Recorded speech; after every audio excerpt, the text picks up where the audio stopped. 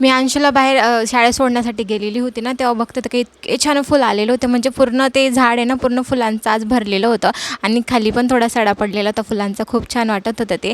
आणि त्यानंतर इकडे ना आईंकडून आज जरा मिस्टेक झाली होती. ती एक डाळ होती, म्हणजे चवळीची डाळ सॉरी, म्हणजे अख्खी चवळी जी होती ना, ती त्यांच्याकडून खाली सांडली गेलेली होती. त्यानंतर बाहेर बघतो ना आम्ही, तर एक बाई आलेली होती. तर तिचं ना जेव्हा अमावस्या असते किंवा काय असतं ना, तेव्हाच ती आमच्या घरी येते काय मागण्यासाठी. तर अंशूचे पप्पा म्हणतात की जाऊ दे, देऊ द्या आईला, कारण की आम्ही आईंनाही काही बोलत नाही. कारण की काही गोष्टी कशा असतात माहिती का, आपण समोरच्याला बोलतो तर कसं मन वगैरे पण दुखू शकतं. म्हणून जर त्यांना त्या गोष्टी कराव्याशा वाटतात किंवा त्यांना त्यांच्यामध्ये विश्वास असेल, तर आपण त्याच्यामध्ये काही बोलायला नको, मला तरी असं वाटतं. म्हणून मीही बोलत नाही आणि अंशूचे पप्पासुद्धा आम्ही बोलत नाही. तर ते इकडे आईने तिला अमावस्या दिलेली होती. तिचं असं आहे ना, ती ना बरोबर अमावस्येच्या वेळेस, म्हणजे तिचं पहिलं घर आमचंच असतं, ती आधी आमच्या घरी येते, नंतर पुढे जाते ती. आणि जोपर्यंत तुम्ही देणार नाही ना, तोपर्यंत ती पुढे सरकणारच नाही, म्हणजे जातच नाही ती पुढे. त्यामुळे मग आम्हाला असं वाटतं की जाऊ दे, तुला थोडं खायलाही देऊन देतो आम्ही सोबत. आणि त्यानंतर काही ज्या वस्तू काही द्यायच्या असतात ते आई बरोबर देतात. मला काही माहिती नाही ते काय देतात म्हणून, आणि ते सुद्धा तिला आम्ही देऊन देतो. त्यानंतर आजचा दिवस तर मी तुम्हाला सांगू ना, इतका काय सांगू तुम्हाला, इतका डोकेदुखीचा होता ना, खूप जास्त डोकेदुखीचा होता. आणि खरं कारण म्हणजे अंशूचे पप्पा होते त्या डोकेदुखीला.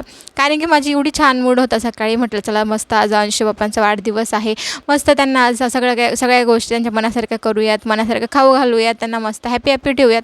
पण कशाचं काय, त्यांचं तर असं आहे ना, आपल्या मनात जे काही गोष्टी असतात ना, ते कधीच होऊ देत नाही. ते म्हणजे त्यांचं असं आहे, आता माझा चांगला मूड होता तर त्यांचा ऑफ होता. ते बोलले की नाही मला हे नको खायला, मला ते नको खायला, मला आज माझी इच्छाच नाही आहे. आणि इतर वेळेस मला ते सांगतात बरं का, की तू तर माझ्यासाठी काही बनवत नाही असं तसं.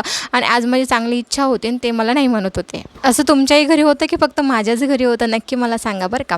आणि ना हे मी याच्याने काय म्हणता, आपलं पितांबरी असेल किंवा कोणतंही लिक्विड असतं ना, जे आपल्याला म्हणजे पितळाचे जे भांडे असतात ते घासायचे असतात, तर त्याच्याने ना आपल्याला खूप जास्त हाताला इचिंग होते. मला तरी होते, तुम्हालाही होते की नाही ते नाही माहिती मला, परंतु मला होते. त्यामुळे ना मग मी हे ग्लव्ज घातलेले होते.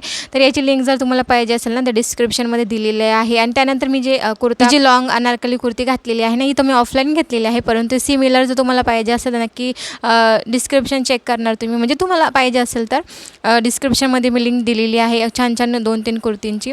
पाहिजे असेल तर नक्की चेक करा, नाही तर असू द्या.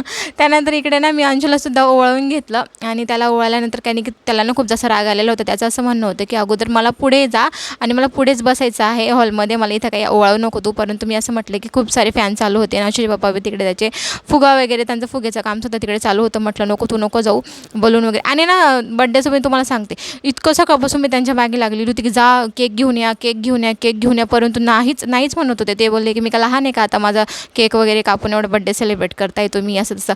म्हटलं आपण तुम्ही तर लहान नाही, मी पण लहान नाही, परंतु अंशूच आहे ना आपल्या घरामध्ये लहान, त्याच्यासाठी निदान तुम्ही तेवढं तर करू शकतात ना. मग तेव्हा जाऊन ते बोलले की हां ठीक आहे चल, मी त्याच्यासाठी जातो म्हणून.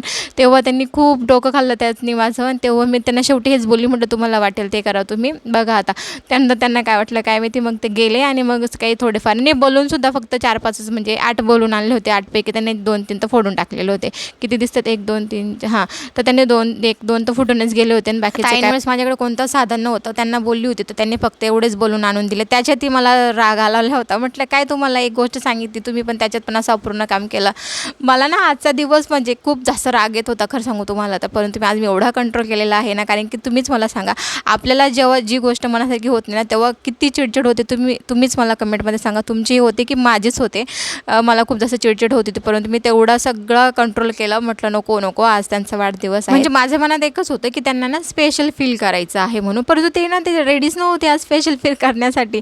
त्यांचं वेगळंच चालू होतं, नको हे नको ते नको हे नको ते नको. म्हटलं जाऊ दे बाबा, आता यांना काही बोलून उपयोग नाही आहे, जे आणलं आहे त्याच्यात आपण पटकन त्यांचं सेलिब्रेशन करूयात. तर बोलून तर आणले ना, माझ्याकडे डबल टेपसुद्धा नव्हतं. मग मी काय केलं, टिपॉय होता, टिपॉयलाच ते जेवढे 4-5-6 जे बलून होते ना, ते मी गमने चिटकून घेतले. मग असं थोडंसं डेकोरेशन केलं, कारण की काही दुसरं काही नव्हतं डेकोरेशनसाठी माझ्याकडे साहित्य, तेच मी तिकडे चिटकून घेतले. त्यानंतर त्यांचं ऑप्शन वगैरे केलं आईनी. आम्ही दोघांनी काही एवढे रेडी वगैरे नाही झालेलो होतो आम्ही, कारण की अंशूच्या पप्पांचं नाही हो असं चालू होतं.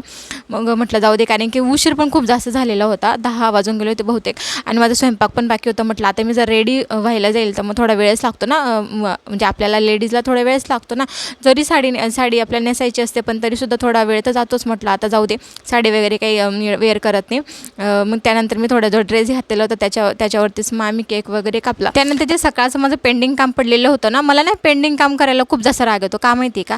ते काम तेव्हाच झालं ना, म्हणजे मग आपल्या जीवालाही बरं वाटते की मग आपल्या डोक्यात ते तेच विचार नाही चालत की नाही मला ते करायचे ते करायचे ते करायचे. आता मला जर सकाळी मी हे वडे जर तळून घेतलेले असते ना, मग आता मला ती तळण्याची काही गरज नसली असते, म्हणजे पटकन दुसरं काहीतरी बनवून मोकळी झाली असते. परंतु नाही, ते ना अंशूच्या पप्पाने म्हणजे ते कामाचं मला लावूनच धरावं लागलं होतं.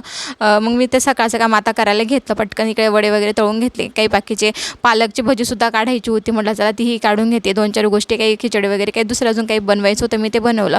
आणि त्यानंतर पटकन आणि नाही, मी एक चटणीसुद्धा बनवली होती. तर ही चटणी इतकी छान लागते ना त्याच्याबरोबर.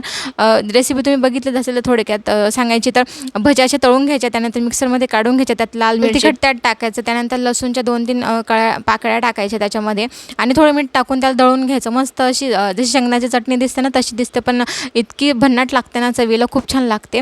त्यानंतर मस्त असं त्यानंतर पावच्या दोघं साईडला ती चटणी लावायची. खूपच छान असा वडापाव लागतो तो, जसा आपण बाहेर खातो ना सेम तसा लागतो. तुम्हाला जर माझे व्लॉग आवडत असेल नक्की लाईक सबस्क्राईब करा. भेटू आपण नेक्स्ट व्लॉगमध्ये. काळजी घ्या, सेफ राहा. Okay, bye.